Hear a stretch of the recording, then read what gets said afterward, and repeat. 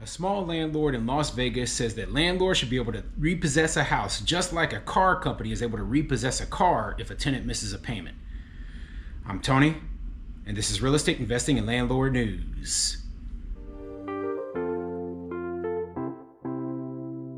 All right, so I have an interesting topic for you today, and the truth is that I wanted to cover an article that talks about how people perceive landlords and perceive the landlord and tenant relationship versus reality, okay? I've lived the reality. Most of the landlords on here that are watching my videos, they've also lived the reality. They know that, all of the tropes about big, rich landlords with tons of money versus this poor, innocent victim tenant who is being abused by the system, it's garbage. It's all garbage, okay? Now, a lot of tenants lie, a lot of them. They lie about their situation, they lie about their motivations because they're trying to get something out of it. They're trying to get either free rent or sympathy or whatever.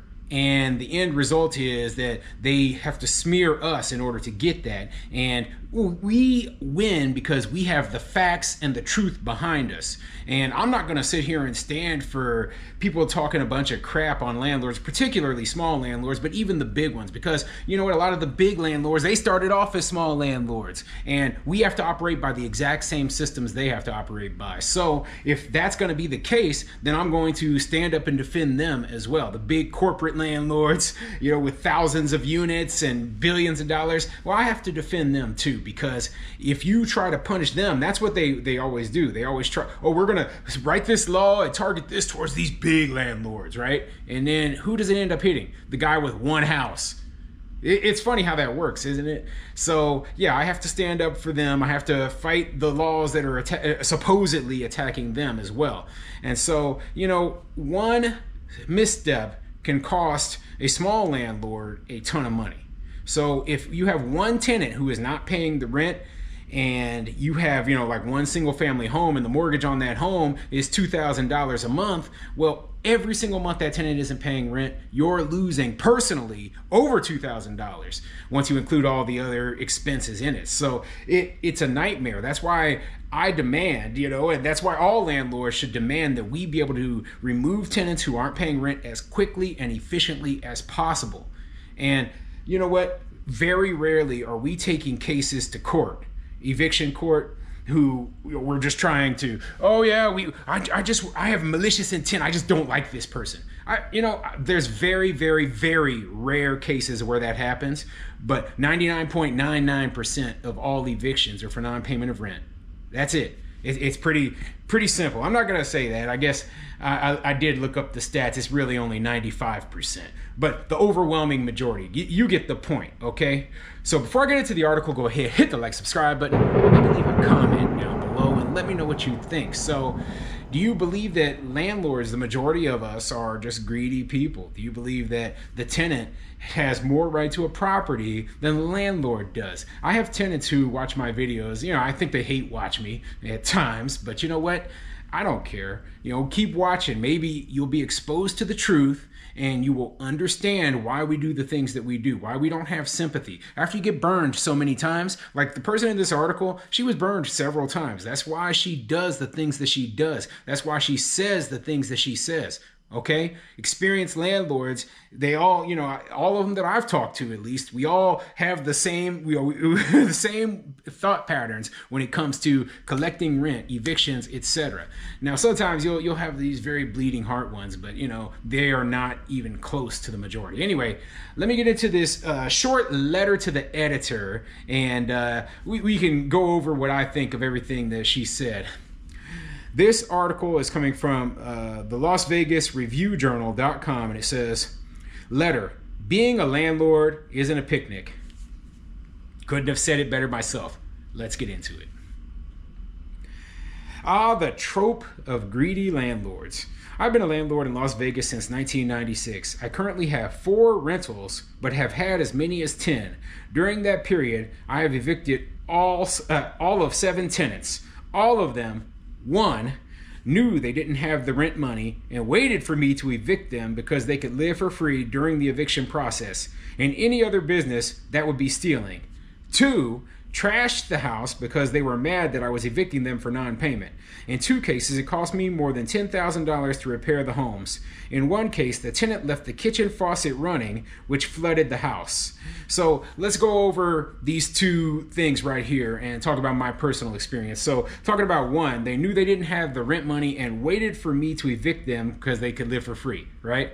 Yes, that is absolutely what they do, right? And oftentimes they will start giving excuses like, oh, I'm going to get paid in a couple of weeks, or, oh, I'm just a little bit behind, right? And that little bit behind just builds up and up. I'm just waiting for Section 8 to approve me so that, you can get all your money. But you have to go ahead and continue with the eviction process regardless.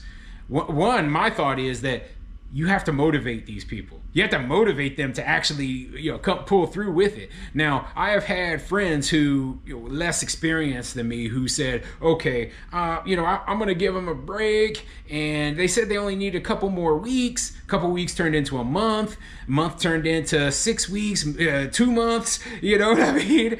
And next thing you know, they're down a lot more money. And they're like, man, I'm going to have to file eviction against these people. And I was like, you should have done that a month ago. Okay, you should have done that 2 months ago in some cases. You're wasting your own time. But yeah, they are going to try to live for free for as long as possible. They're going to try to garner sympathy with you and use you. That's it, simply put. And if you allow yourself to be used, I always say be firm and fair. Okay, don't be unfair to your tenants, but be firm, have a set of rules that you always follow. And if they don't pay their rent on time or within the allotted amount of time according to your local jurisdiction, then you absolutely must file eviction against them for your benefit, okay? Anyway, let me talk about number 2. And it says they trashed the house because they were mad I was evicting them for non-payment. Yeah, now this doesn't happen every time, okay? But it does happen a lot. I would say out of my evictions, it's probably happened half of the time. Yeah, they realize they're being evicted. They think it's not fair. It's not fair that I didn't pay the rent for months and the landlord is evicting me, so I'm going to just trash the house. Yeah, well, in other cases, I actually had an eviction where they had already trashed the house.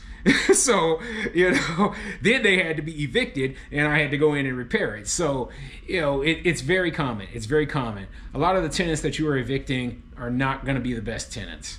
Evictions happen most often to people on the lower income scales, right? And those people have the most volatility when it comes to their income, their work, etc. And they are most likely to trash the house. So that's not all, I'm not saying that all lower income people, all poorer people act like that, right? But you're most likely to run into those people when we're talking about these lower incomes. And when you're talking about the upper income people, they are the least likely to do it. Not saying they won't either, because, I've covered stories where people have rented mansions and trashed them. So obviously, me being a lower income landlord, I'm dealing with these exact same issues. It's a short little letter, but let me cover this last paragraph here. It cost me a minimum of $500 to complete the filings, not just the $71 filing fee. And I don't have the money to hire a lawyer, so I do it myself. If you don't make your car payment, the car gets repossessed. Why is this any different? And that's, like I said, short, sweet letter. It goes over some very important topics. And, she files the evictions herself. She goes through the eviction process herself. Her being experienced, knowing the law, having done it before, she knows what needs to be done in order for the eviction to meet all of the legal standards in her, the place where she's investing, okay, which apparently is like Las Vegas area. So, if you know the law and you're able to do it yourself and you have the time, see, and that's the big thing.